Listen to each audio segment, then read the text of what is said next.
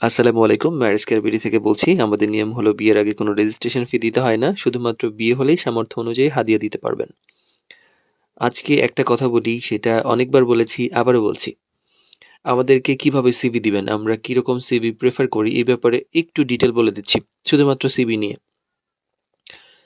সমস্যাটা হচ্ছে এরকম যে দেখেন, অনেক সময় আমরা যখন বিভিন্ন জায়গায় সিভি পাঠাই যে হ্যাঁ ম্যাচ করছে, সিভি পাঠাচ্ছি, বায়োডাটা পাঠাচ্ছি। তো ছবি পাঠাচ্ছি। অনেক সময় কি সিভিতে একদম ডিটেল ইনফরমেশন থাকে, লাইক নাম থাকে, ঠিকানা থাকে, বাসার ঠিকানা সহ ডিটেল দেওয়া থাকে। দিয়েছেন, এটা ভালো কথা, বাট আমাদের মতো প্ল্যাটফর্মে যখন দিবেন তখন একটু চেষ্টা করবেন এই যে নামটা, বিশেষ করে মেয়েদের নাম, ছেলেদের নামও, ধরেন নামটা হয়তো আপনি অস্পষ্ট করে রাখলেন, লাইক আপনি নামটা দিলেন না বা বলে দিলেন উইল ডিসক্লোজ লেটার, অথবা আপনি নামটা ছদ্মনাম কোনো ব্যবহার করলেন যেটাতে ফেসবুকে বা অন্য কোনো সামাজিক যোগাযোগ মাধ্যমে আপনাকে খুঁজলে পাওয়া যাবে না। এবং ঠিকানাটা যখন লিখবেন, যেমন ধরেন আপনি ঢাকায় থাকেন, তাহলে আপনি ঢাকা লিখতে পারেন, ঢাকা উত্তরে লিখতে পারেন, বা ঢাকা কোনো একটা নির্দিষ্ট জায়গা লিখতে পারেন যে ঢাকা মিরপুর। বাট আপনার কত নাম্বার গলি, কত নাম্বার বাসা, কত নাম্বার ফ্ল্যাট, এইগুলো ডিটেল সিভির মধ্যে দেওয়ার দরকার না। এগুলো ইনসিকিউরিটি যে আপনি দিচ্ছেন, আমি কোথাও পাঠিয়ে দিলাম। আমার তো প্রত্যেকটা সিভি পড়ে পড়ে একদম মানে আপনার বাসা কোথায় লিখেছেন, আপনার নাম কি লিখেছেন, এইভাবে করার সুযোগ হয় না, কারণ ম্যাথ লেভেলে কাজ করতে অনেক বেশি। তো এইরকম করতে গিয়ে যখন এগুলো পাঠাই না, তখন মাঝে মাঝে অভিযোগ আসে যে আপনি তো বায়োডাটা পাঠিয়েছিলেন, সম্ভবত ওই ছেলে বা ওই মেয়ে তো ফ্রেন্ড রিকোয়েস্ট পাঠাইছে, কিন্তু ওনারা পছন্দ করেননি। এখন ধরেন এইরকম জায়গায় তো আমাদের মেন্টালিটি একটু অন্যরকম থাকে, মানে এই জায়গায় আমরা একটু সফট থাকি, বিয়ে শাদীর ব্যাপারে আমরা সবাই সফট থাকার চেষ্টা করি। এই জায়গায় তো খারাপ ব্যবহার বা ধরেন অ্যাকসেপ্ট করা না করার ব্যাপারটা একটু ক্রিটিক্যাল হয়। তো সেক্ষেত্রে কি যে চেষ্টা করবেন এইরকম কোনো বা ফেসবুক বা সামাজিক যোগাযোগ মাধ্যমের কোনো লিঙ্ক দিবেন না।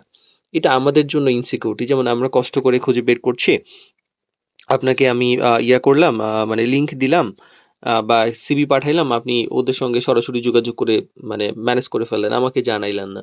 তো এই যে আমি একটা কষ্ট করলাম, আপনি একটা বদদোয়া নিয়ে শুরু করলেন, এটা খারাপ দেখা যায়। তো এইটা মানে মানে নাম এবং হচ্ছে ঠিকানার ব্যাপারটা। ৩ নাম্বার হলো ফোন নাম্বারটা। আমাদের যখন সিভি দিবেন মিডিয়াকে, তখন চেষ্টা করবেন সিভিতে ফোন নাম্বার না দেওয়ার জন্য। কারণ হচ্ছে যখন আপনি ওয়েবসাইটে রেজিস্ট্রেশন করছেন তখন ফোন নাম্বার দিচ্ছেন, ওয়েবসাইট সেটা অটোমেটিক্যালি সর্ট আউট করবে, ঠিক আছে। কিন্তু আমাদের মাধ্যমে যখন এইভাবে প্রিন্ট আউট সিভি বা হচ্ছে লিখে সিভি দিচ্ছেন, তখন সিভির মধ্যে ফোন নাম্বারটা ইনক্লুড করবেন না। আপনি চেষ্টা করবেন আপনি যেই ফোন নাম্বার থেকে আমাদের সঙ্গে হোয়াটসঅ্যাপে যোগাযোগ করছেন, সেটাই যেন আপনার সঙ্গে কমিউনিকেশনের নাম্বার হয়।